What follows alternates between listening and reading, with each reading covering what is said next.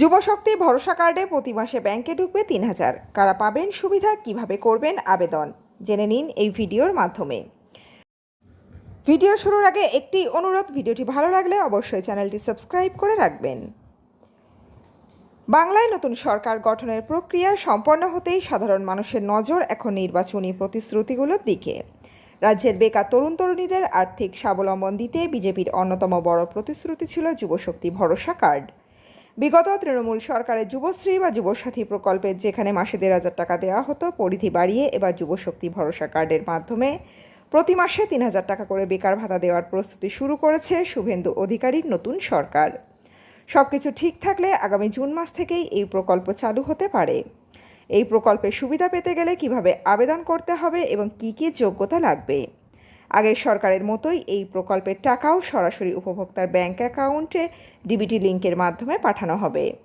কর্মসংস্থান বা চাকরি না হওয়া পর্যন্ত বেকার তরুণ তরুণীরা এই আর্থিক সাহায্য পাবেন। মে মাসে নতুন সরকার গঠনের কাজ চলায় বর্তমানে প্রকল্পগুলির টাকা দেওয়া বন্ধ রয়েছে। জুন মাস থেকেই যুবশক্তি ভরসা কার্ড সহ সমস্ত জনমুখী প্রকল্প পুরোদমে চালু করতে চলেছে শুভেন্দু অধিকারীর সরকার।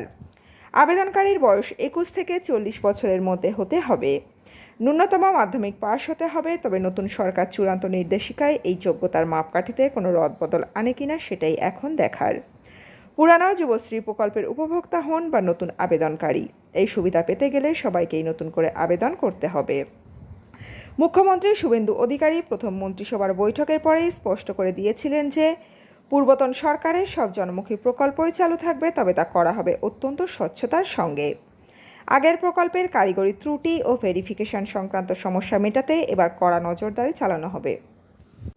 পুরানো উপভোক্তারা নতুন করে আবেদনের সময় তাদের আগের ব্যাংক অ্যাকাউন্টই ব্যবহার করলে ভেরিফিকেশনের সুবিধা হতে পারে।